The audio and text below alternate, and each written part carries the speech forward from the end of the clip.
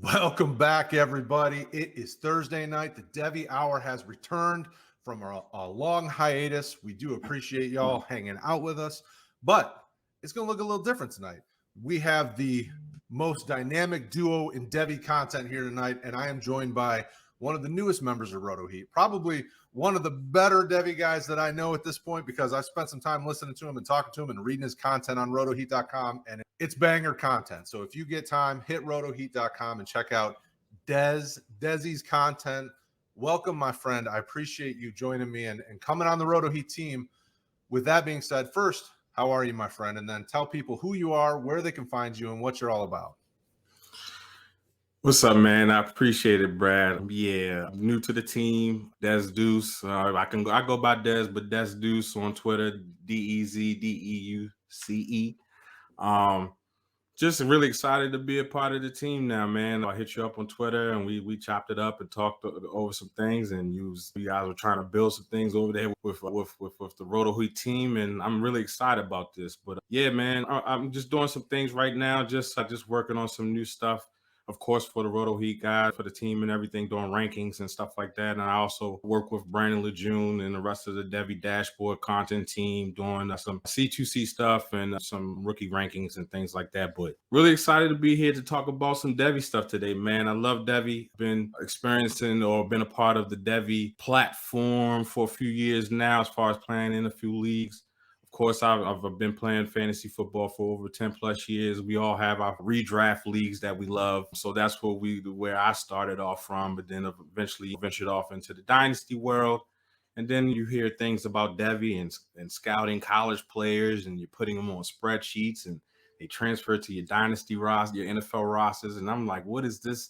What is this new situation here where I can actually get guys earlier than these rookie drafts and they can actually be on my team? So that's pretty exciting. And I love college football, getting back started with college football. So let's do this, man. I'm excited for this talk tonight and going over some guys.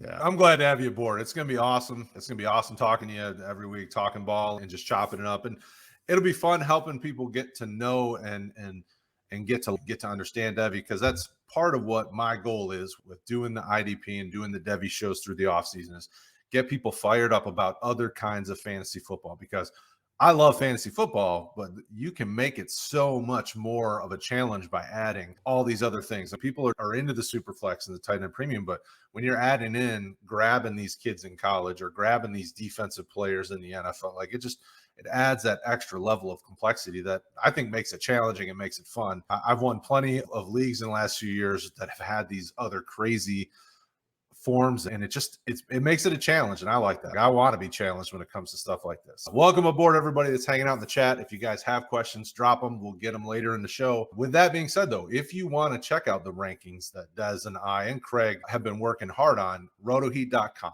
I'm going to pop them up on the screen as we talk about these guys so that you can see where we have them as a consensus. But you can go over there, you can filter. If you think Des is the man and I'm crazy and you want to only see his rankings, you can filter them by him. Or maybe you think Craig's the man and you want to filter him. You can do any of that. So over at rotoheat.com has got it. We are in the midst of spring ball, so college is working and getting. We got plenty of guys that are doing their thing. So let's get into it. I want to pop up our rankings here. So rotoheat.com, you can see our Devy rankings.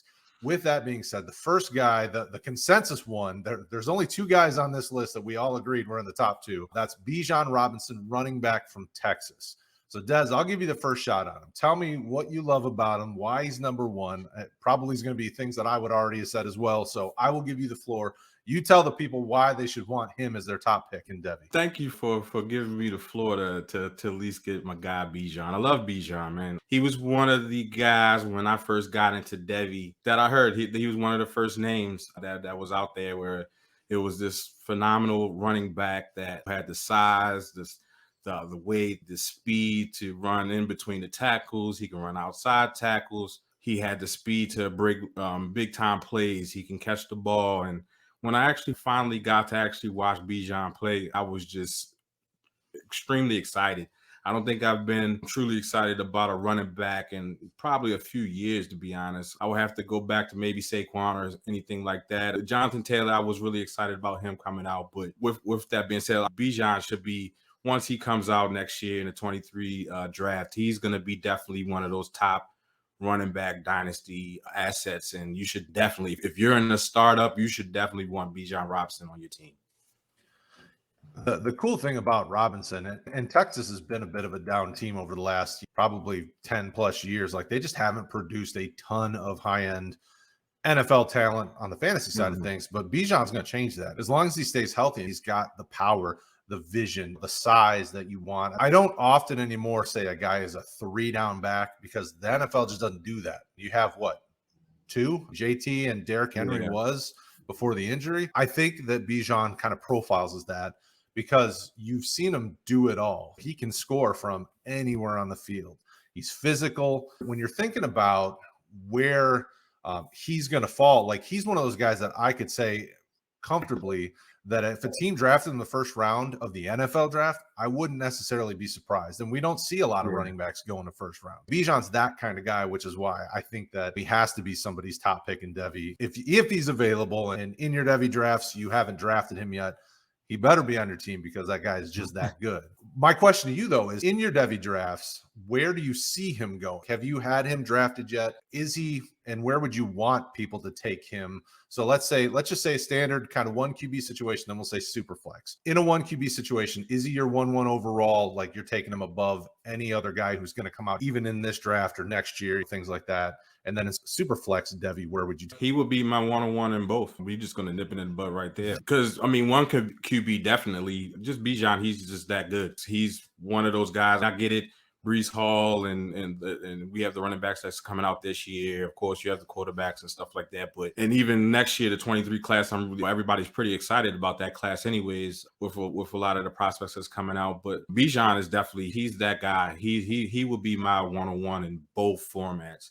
Super flex, you can argue if you wanted to have somebody else in it, but please tell me who, because it has to be definitely Bijan. He's just that good. I'm sorry, I've seen enough. I think he's just that dynamic. He's that big of a playmaker whenever he gets the ball in his hands, and you want that in a running back. Running backs are really hard to find in Dynasty, to be honest, when you have someone that could be a workhorse back. And just like you just said, it's hard to say about 3-down backs anymore. And you're going to get that out of Bijan, and barring any kind of crazy injuries or anything. And I know he got injured last year and they could derail his season and things like that. So we hopefully that's not a trend, but I don't think so. He's that good. And when you look at like PFF, when you look at how he grades out amazingly as a runner. I think he was outside of guys that are actually going to get drafted this year. I think he is top 6 or 7 when it comes to run grading in PFF. His pass receiving grading is a little lower than you'd like to see, but I think, like you said, due to the shortened season for him, I think that would be a little different. I didn't see any issues when you watch him as a receiver. I didn't see any issues with him in the hands. He didn't bobble the ball around. He didn't get targeted a huge amount, but I don't see any issues with him. So I completely agree. He's 1-1 overall in a 1 QB. Superflex, it's tough because the 23 class has some really interesting guys coming out. I would pencil him in as the 1-1 just because I feel best about his long-term value in Superflex. That the only thing that I would question there is quarterbacks. So it's hard to say for certain that there won't be a quarterback that shouldn't be taken as the top pick in there. But Bijan's just such a safe pick. Him and number 2 TreVeyeon Henderson from running back Ohio State. Both these guys feel extremely safe. And when I'm drafting my Devy roster, I'm looking for safe guys. I made the mistake of picking George Pickens high, and the dude keeps getting hurt. Now I feel like I'm going to have to either dump him or let him sit on my roster and hope that something happens. So I want to pick guys that I feel safe with, and these 2 guys feel that way. So what do you like? I guess what would cause you to have Henderson as number 2 instead of what would cause you to put Henderson at 1 and Bijan at 2? What do you like about Henderson? And then is there any wiggle room? Would you consider flipping them? That's tough. Because I do TreVeyeon Henderson too. He was definitely a running back. He was a freshman last year, so he's a year younger than in his eligibility and everything. So that's hard for me, especially when I think about Devy, because I really want to get top guys on my NFL roster as soon as possible. So that's why I may not put TreVeyeon over Bijan, but TreVeyeon, I wouldn't argue if anybody had him over Bijan, though, to be honest, because he forced his hand last year to really be on the field for Ohio State. And for a prestigious program like that, where they're getting top talent, year in and year out. They had Mayan Williams, and I want to say, what's his name? Master Teague. He was there. And TreVeyeon just made his way on the field. Every time he got the ball in his hands, he was making a big play. He looked dynamic. He looked like he had the speed. He could, and just like I said about Bijan, looked like he could run inside. He could run outside. He's a tough runner, but he's just a year younger. That's the only knock I would have to say, to be honest with you, because it would be almost splitting hairs if he was coming out in the 23 class, because he's probably just as good as Bijan. He'll have to, prove another year of some production, but he's coming. And he's definitely going to show that he should be the top back in the 24 class. Yeah, the thing that intrigues me about Henderson, and the one thing that would make me consider flip-flopping them, is the pass catching for him. When you look at like the snap breakdown for Henderson last year, you're absolutely right. Like, he is so good that he made Ohio State put him on the field. You couldn't keep him on the sidelines because he was just their most dynamic runner. The vision, the burst, like you watch that kid jump cut, I was afraid ankles were going to break. Yeah, it was just so fluid. But then when you look at his snap breakdown, he had like over 300 passing snaps. So they were putting him on the field in passing situations, man. And that's just dangerous when you do things like that in fantasy, because those receptions for a running back, that's what gets you excited when you're drafting running backs, when you know that they're a good runner. And he graded out very high as a runner. It was in the 80s. When you look at, if PFF is something that you subscribe to, in college, I tend to mash it all together, and I use PFF as a part of the equation, but I use PFF more so to see snap breakdowns, see where they put him in the formation, and they were moving him all over. Now, they used him a little bit in the slot. They used him a little bit further out. I think he only had 10 or less snaps further outside of the formation, but that's intriguing to me. Now, I would lean with you on the leaving Bijan at 1 and Henderson at 2, just because Henderson is got another year. And nowadays he'll be out in 2 years. Like, he's not going to stay all 4 years. Players just don't do that anymore because they want cash in, and especially as a running back. And you got to cash in because that shelf life just ain't very long. Okay. And I just wanted to throw a curveball and see if there was anything that would make you go, you know what? I'd put TreVeyeon at 1. I figured I'd see if I could get you a slip on your rankings, but no, well done. You were firm. No, look, just like I said, I wouldn't argue if anybody put TreVeyeon at 1. I really do. I have a few shares of TreVeyeon on a few Devy and like C2C rosters. So it's not that I don't like him. He's really good. When it comes to Devy, I want someone to actually get to my NFL roster as soon as possible. The value is better to me. Even if you didn't actually want that person on or that player on your roster, you can also use it for trade value and things like that. So, it's always good for that. So that's why I like that. They're not doing anything on your Devy roster, but just sitting there chilling until they get to the NFL. I want to maximize value of the guys I have on there. Yeah. And it's smart to do that. I have leagues where I think all my leagues, you can trade your Devys after you draft them. And I like that, because if I'm starting to realize that this guy maybe was a bad choice on mine, I can try to flip him, move them, get somebody to replace them or whatever. And I like that, but you got to get your guys to the league quick so you can start seeing that return. Because like in the Pinnacle League, I was telling you about pre-show, I've got guys on my roster that ain't going to make it to the NFL, if at all, because the high schoolers, we still got 5 years. So I've got guys that are going to be sitting on the roster forever. And or at least it feels like it. You're absolutely right. That's one of the biggest things in Devy is you want to get these guys in quick. I had a league last year when we drafted in the last round of my Devy picks. I picked Phil Jerkovic from Boston College.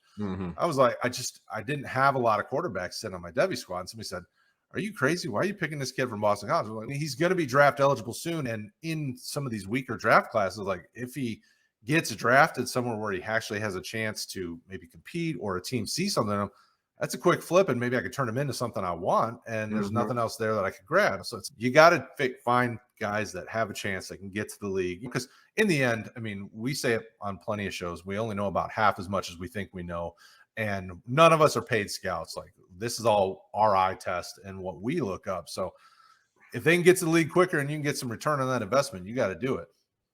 Yeah, absolutely. Okay, so Kayshon Boutte. So this is the first wide receiver, and hopefully I didn't mess up your name, Kayshon.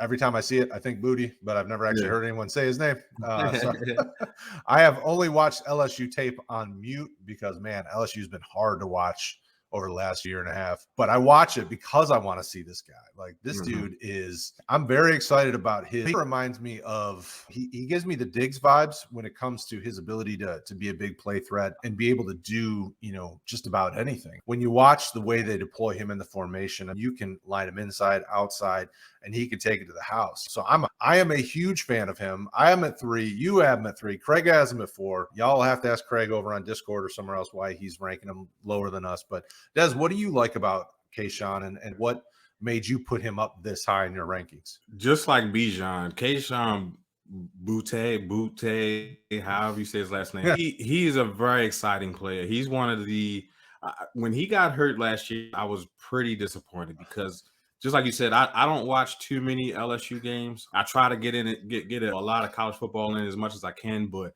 he was one of those guys that if I was checking like box scores or seeing any highlights, he was one of the ones I was checking for every week because I just really like the way he plays. Just like you said, you can line him up inside, outside. He's a big play waiting to happen anytime he gets the ball in his hands. And he just was the big spark on that LSU team last year. They did have a few other guys that kind of did a little bit of things, but Kayshon, he's a monster, and he's my wide receiver 1 of 2023. To be honest, he would be up there if we had to rank the 2022 class and the 23 class. That's how much I like him too. He will be up there because, and maybe I'm a little bit biased because I like Justin Jefferson, I like Jamar Chase, and they are the most recent products of the LSU system. I know it's not the same coach staff and things like that, but the culture is, probably still the same and things like that. So I'm gonna go with that and say that Boutte is another good one that's gonna be coming from LSU. And a lot of times when I'm trying, especially some of these high-end guys, I try to find a comp or somebody in my mind that I think to help me project what I think the guy could be at the next level. And I said Diggs because this dude, like his toughness, I don't know there's a receiver in college that's as tough as this kid. And when you watch Diggs play,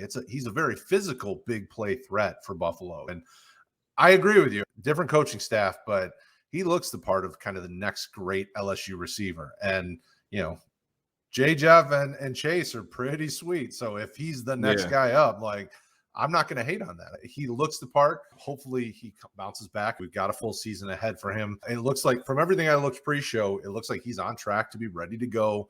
And there shouldn't be anything holding them back from getting in. And when LSU's tried to make some changes, they brought in some competition at the quarterback position to try to make this offense better. It could be a great time in your Devy drafts. If you haven't drafted him, or if you're in a newer Devy league and you're getting ready to draft, like this would be a guy I would want to scoop up before people see him back on the field and see him healthy and he pops and you have to pay a premium to get him. Yeah, he's a monster.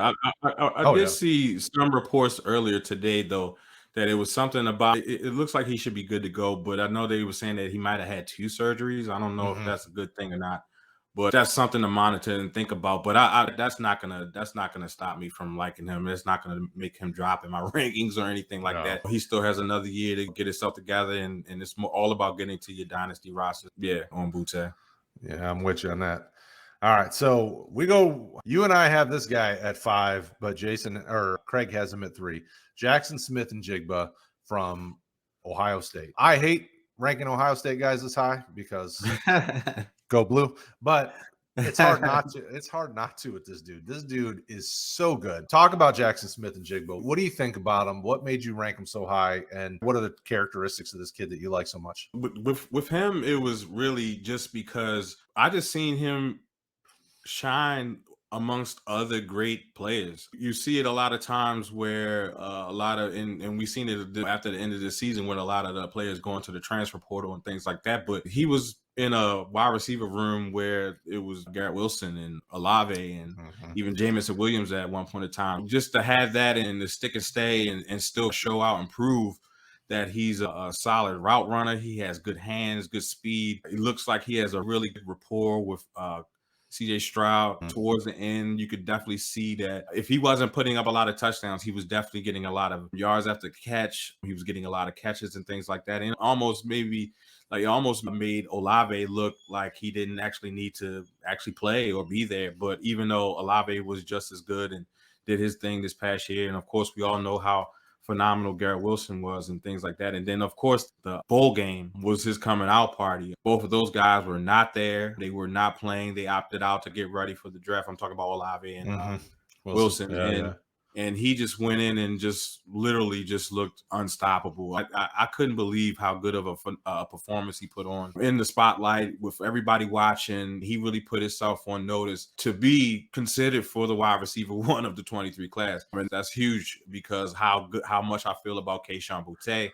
But JSN, he's a monster. He definitely could come out next year and solidify himself as one of the top receivers, and I wouldn't look back. I'm definitely trying to get him everywhere if I can, because I just think he has the talent to translate to the league. He can play inside and outside. I think so. I mean, he runs every route, so he's a beast.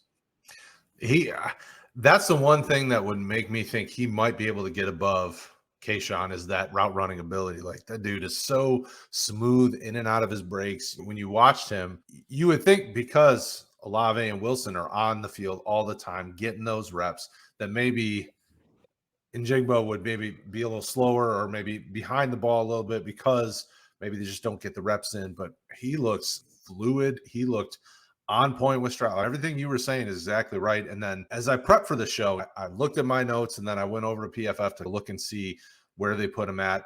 And I didn't realize it, but he actually was graded out as the second best receiver in college last year. Sky more than him when you look at the receiving grades.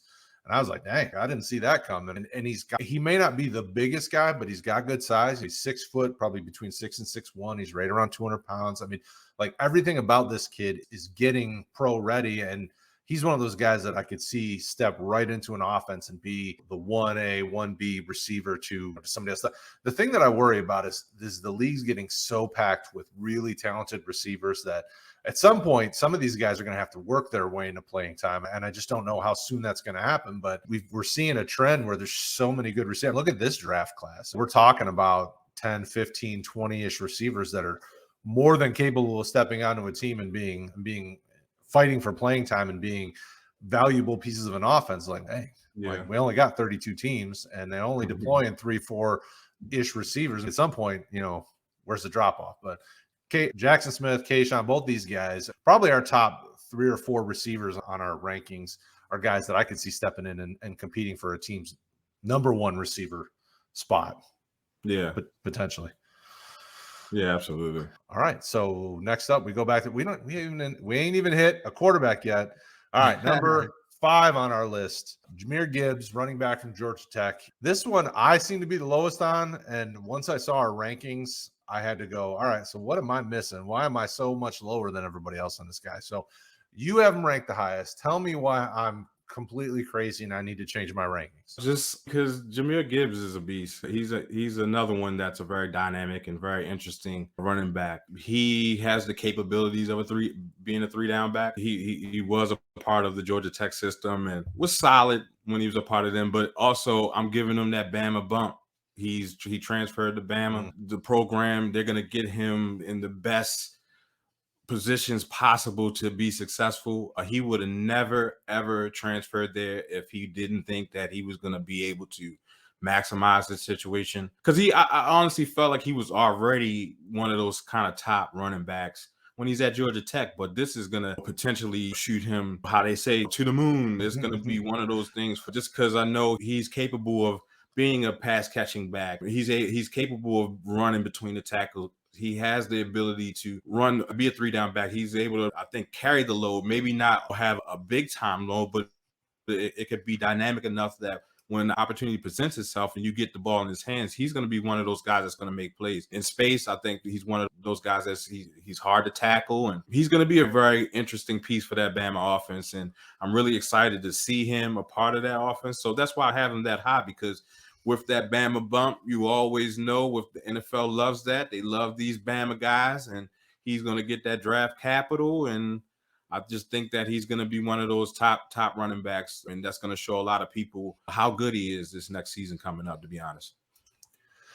Yeah, so he transferred to Bama, and I said, is he going to step right in and be the number 1? They've got Trey Sanders. They got Jace McClellan. They got these guys that they've had in the system. So you're thinking he's transferring there because they're telling him, hey, you're going to come in and be our guy. And all 3 of these guys are juniors, so they all want to get ready, get to the league, get paid and whatnot. So you think he steps right in? He's the guy right now. Absolutely, he's that good. Trey Sanders, you have Roydell Williams, and Roydell Williams. You have Jace McClellan. They're all still there. You have the new guys, the freshman, and then you even had Kamar Wheaton. I think he transferred out. So Yeah, honestly, I just think that's what it was. He would have then why transfer there? I get it that you can't trust everybody and things like that, but I just think that Saban, and they're not going to go after Jamir Gibbs, and he's not going to go there unless he knows he's going to get the opportunity to be very dynamic and go out there and play. It could be a RB by committee, but I think Jamir is going to get the starting nod. I just think he's better than the rest of the running backs they have on their roster.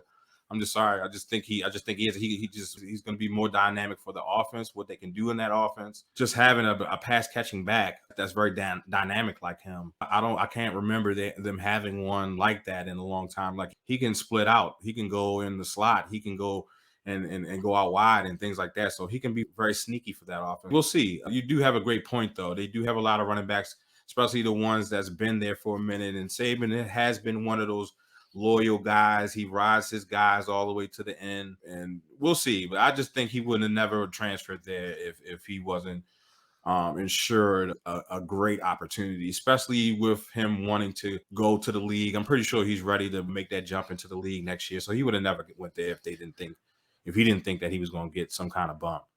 Oh yeah, it was more playing devil's advocate. If I know Saban went out and grabbed this kid in the transfer portal, that tells me I don't want to say it tells me everything I need to know about McClellan and Roynell and all these other guys, but like, it tells me that they need a dynamic back that can just be that. I don't want to say big play threat, but be that guy that they can lean on and trust in the big situations.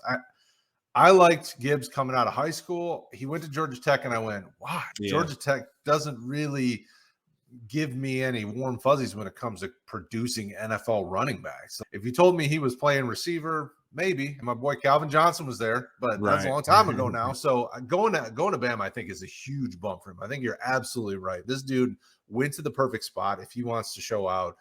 Bama's been up and down when it comes to their NFL running backs. They all get drafted. Like, everybody loves grabbing a Bama back, but they don't always produce like you would expect them to be as high as most of them have been drafted. Gibbs, I think, is different, though. Like, when you look at a lot of the running backs that Bama goes for, it's the big, powerful, physical guys. I mean, even think about most recent, Bijan Robinson and some of these other dudes. But this guy, yes, he can be powerful, but this dude's electric. When you give him the ball, he could break ankles, take it to the house. And that's not something these other power backs that they tend to run with are. So it wouldn't surprise me if it was like an 80-20, like he was running the ball 80% of the time. And whether it was McClellan or whoever their power back becomes, whoever they peg as the power back, it wouldn't surprise me if something like that happened, because there are enough carries to go around. And that's the crazy thing. This offense is always stacked with quality talent, receiver, tight end, but they always find ton of touches for the running backs, and I'm excited for him. I think Gibbs could be in the conversation as one of the top backs taken when he comes out, depending on if it's just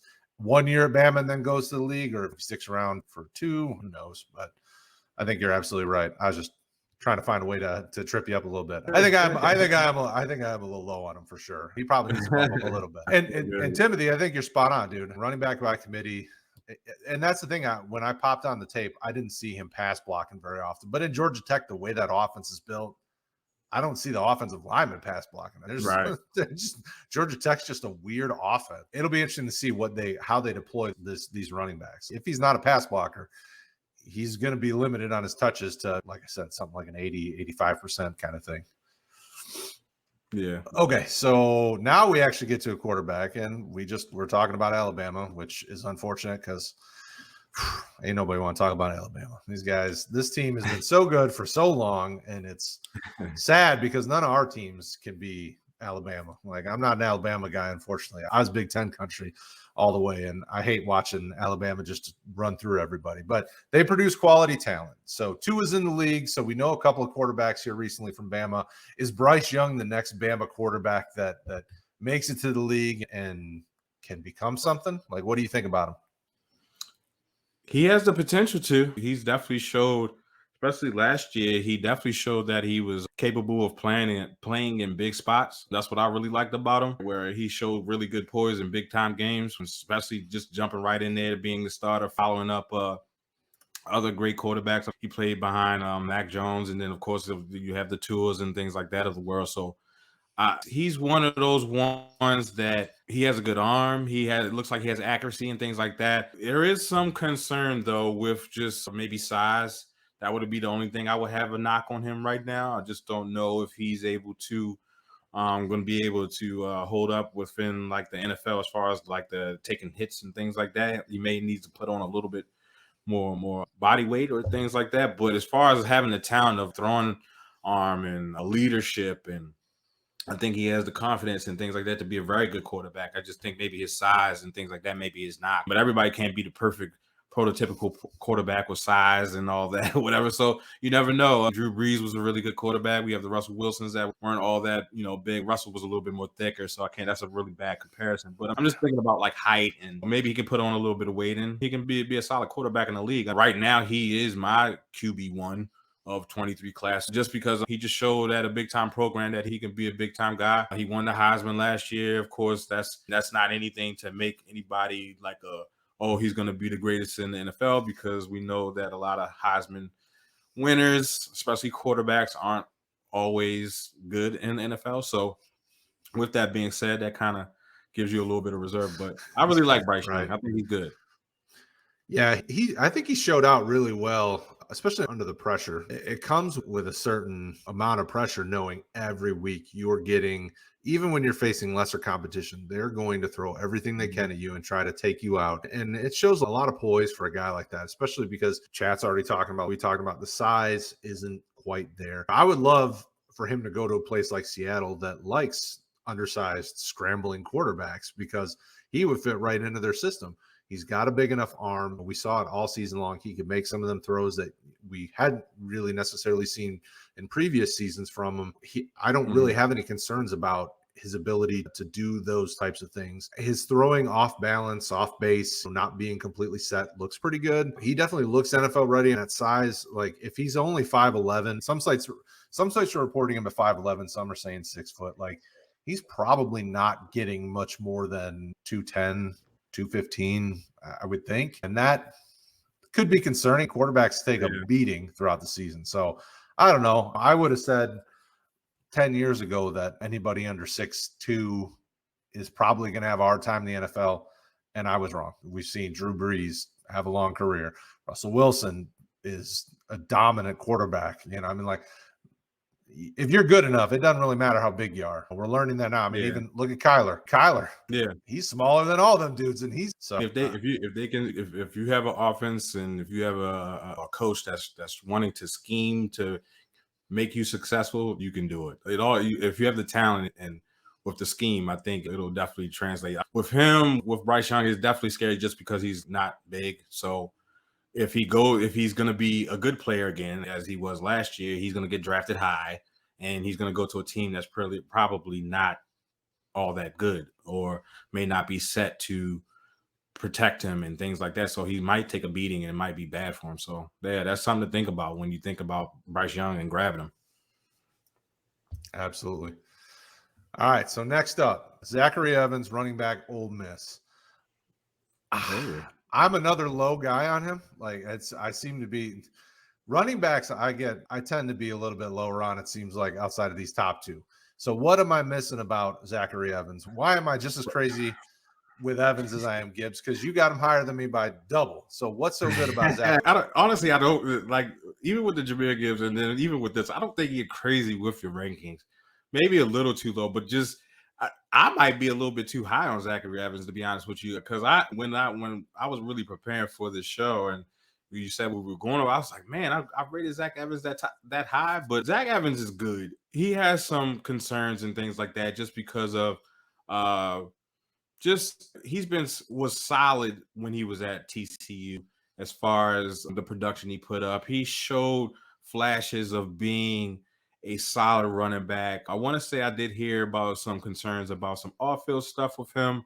So that's a little shaky when you think about prospects and picking up guys, because you definitely don't want anybody that's going to be out here putting themselves in a bad situation where they're going to be suspended and things like that. But it is what it is. But with that being said, though, I think I bumped him up to 7 as far as in my rankings. It's just because of the team he transferred to. He transferred to Ole Miss. I like that offense. It's a very dynamic offense. It was last year with Matt Corral and Jonathan Mingo and things. And even in the past when they had the other studs that they have in the league right now. So with that being said, though, I just think that he's going to be a good, solid piece there. The running game in the previous years has been pretty solid, and I honestly think he's better than the running backs they had in previous years. So if they run in that same scheme, he should be productive, barring any kind of injury. So this is more or less like a hopeful kind of a ranking for him, because that's one of those things that could maybe bite me if it doesn't pan out, because he could be one of those ones that comes in and he doesn't do what he's supposed to do. And I think they have a really good freshman that came in, Quinton Judkins. I can't really pronounce his name really good. And then I think somebody else just transferred there. I can't remember. Ulysses Bennett. Yes, the Bentley just transferred there. So he's pulling up in his Bentley to Ole Miss too to do his thing. And Ulysses Bentley he's not Zach Evans, but he's not bad running back either. So he could cause some problems there. So we'll see. I really do Zach Evans. So I think he could be a very productive back on that team. Along with, I think, Jackson Dart is there. We'll see how it goes. Yeah, the wild thing to me is when you look at how Ole Miss offense runs, they have typically on a yearly basis, they give you somewhere around 400 to 500 rushing attempts. And it tends to be spread out. A couple of running backs, quarterback, the few different guys are touching the ball out of the backfield. It wouldn't surprise me. And Evans hasn't really had that kind of workload in his career, but it wouldn't surprise me if he hit 200 carries this year. And if he does something like 200 carries and he gets a little action in the passing game, like that would bump him up. Like people will be able to see his long speed. I think he's a good build-up runner that can be a big play runner. He's got a good build. He's a good, solid, strong upper body, strong lower body too.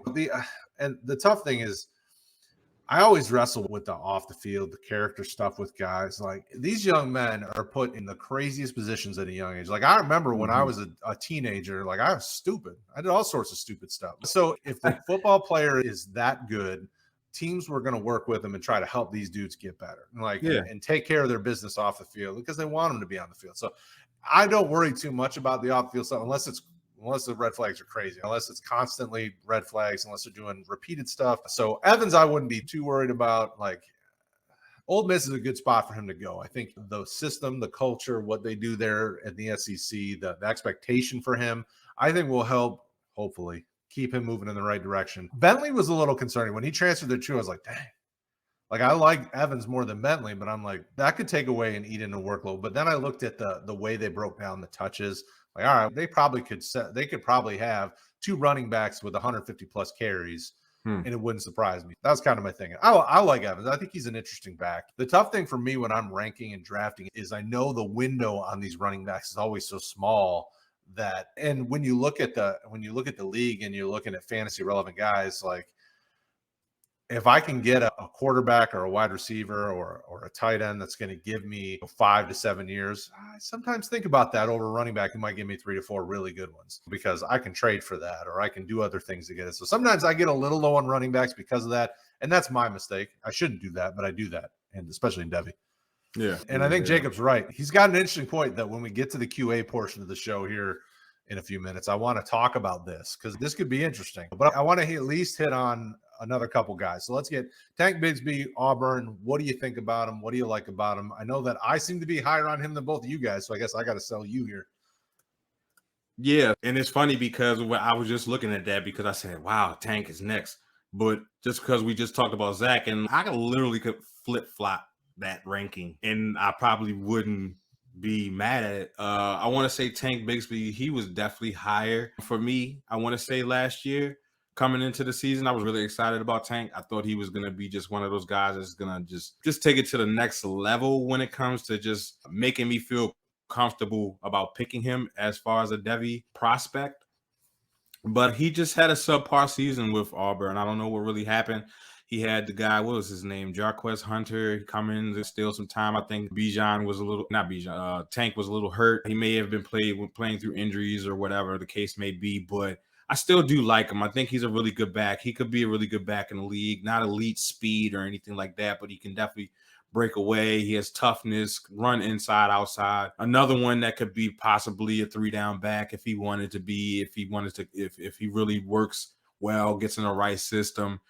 Not really a pass catcher, but maybe he could be. Maybe he could be a solid one out of the backfield to be somewhat of a threat or whatever the case may be. But I think he's much more better of a runner. So he's more tough that way. I still like him, and I think he could be a really solid running back in the NFL. So I'm not mad at your ranking there, and I'm actually feeling like I may be a little bit too low. I think I might have ranked him a little bit too lower than I probably should have. For me, I get excited with the big back. So like when you hit 6 foot, 6'1", and you're 210-ish and up, if you've got some of the physical stuff and then you've got the size to go with it, I'm like, oh, you're on my radar, because those are the types of guys that can handle the workload and handle 200 plus touches or 250 plus. I want a back who's going to be on the field, who's going to be getting a ton of action, especially when you get to the NFL. So a guy like Bigsby, up until this last year, like I was completely on board and 100% sure that guy was going to be the next dude.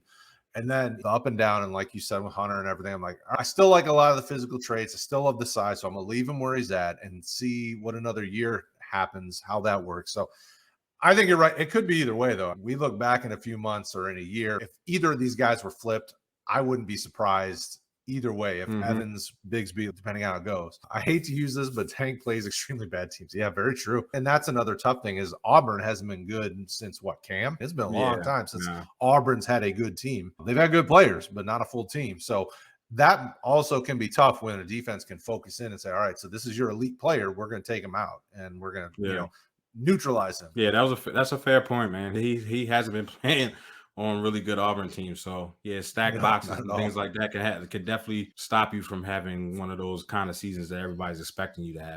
It's hard to, and that's where I myself is getting better in my strategy and analysis too, to hurt or not kind of drop somebody because of that. You got to look at that too, because it's just, at the end of the day, where is he talented? Do you think if he's in the right situation, will he be productive? Yes. With that being said, he's still one of those top guys. So just like I said, I might have ranked him a little too low now that I'm looking at it. So it looks like we're coming to the end of the month anyway. So time to update my rankings. We go flip-flop guys all over the place. Yeah. All right. So I want to at least touch on one more guy. I want to touch on Jordan Addison, wide receiver from Pittsburgh. I will say, for anybody who's been watching, we do appreciate and love you guys hang out in the chat. We are going to talk some of these questions and talk some of this stuff here in a minute. But if you want to see the rest of our rankings, because we go a lot deeper than the top 10, so hit RotoHeat.com, hit rankings, then hit Devy, and you find us over there. Jordan Addison, wide receiver, Pittsburgh. When you look at the 2023 wide receiver class, this guy's, you've heard people bring him up as one of the top 3 to 5 guys in this class. What do you think about him? What do you like about him? Of course, what I like about him is that he showed that he could be productive with being the focal point of the Pittsburgh offense. Of course, he had his guy Kenny Pickett slinging him the rock, but he was able to be very productive to go out to win a Cough Award. I think that most prestigious awards in college football, other than, of course, like the Heisman and things like that, I always look forward to see which wide receiver they choose to be the top rated wide receiver in the country. I mean, he showed that he was worthy of that award because of just the production he put up. He was able to put Pittsburgh on the map. At least for me, I wasn't really aware of that program and things like that. He made me want to watch that program along with him and Kenny Pickett. He's a very good route runner. He's a little bit smaller in size, but I think he's still one of those guys that just can be very productive. I don't want to get into the whole size, to be honest with you, because just we have productive players that has all kinds of different sizes and shapes. But what I really do like about him a lot is that he can catch the ball. He's a touchdown guy. He can make big plays, and a really solid wide receiver that if you miss out on a couple of the top guys like the JSNs and Kayshons, I wouldn't be mad that I was able to select him as well to be on my dynasty roster. I think he's going to be one of those solid, maybe day 2 picks. If he could capitalize on another good season, he could be first round, but I want to say at the most part, he should be day 2. I mean, that's good draft capital, and he can get with a good squad where he can come right in and be productive. Yeah, the interesting thing for me will be what happens with the rest of that Pitt offense. Yeah. What are they going to do with the quarterback? Does that affect the rest of this offense? Isn't Slovis there? Yeah, Slovis did transfer. I'm assuming he's going to be their starter. I liked Slovis when he got to USC. But USC done him wrong. It just hasn't gone well for him. So I'm like, all right, maybe going to Pitt will help, because look at what Kenny Pickett just did. And Kenny Pickett wasn't on people's radars. He had, multiple seasons where he didn't look very good. And then all of a sudden this year he was on fire. So maybe that happens to Slovis. And if they does, then Addison will be just fine. And people will be picking him as one of the top receivers in the class and all that stuff. I think you're absolutely right. Addison is really good in so many different ways. When you look at the way they use him, you can play inside, you can play outside. I can see plenty of ways the NFL would use him. He could be the Debo role where you're using him in jet sweeps and you're giving him the ball to the backfield and doing some things to manufacture touches to where he's close to the line of scrimmage and you just let him use his abilities. It wouldn't surprise me if he clocked in at like kind of high 4.4s, right around the 4.8, 4.9 mark. So he's not extremely fast, but he knows how to shake and get guys to just miss tackles and go. And he's played against good competition. It's not like he's playing against nobody. So I'm excited about him. I think you're absolutely right. I think this is a really good player to project long-term being successful at the next level. So if that's the case, then you got to get him on your Devy roster. I think you're 100% right. Yeah. So that is it. For those of you that are listening to this in audio form, we do appreciate you guys. Make sure you hit the subscribe and the notification icon and drop a rating and review on Apple, Spotify. His name is @DesDeuce. I'm at RotoHeat Brad. You can find us over there. And we'll see you guys later.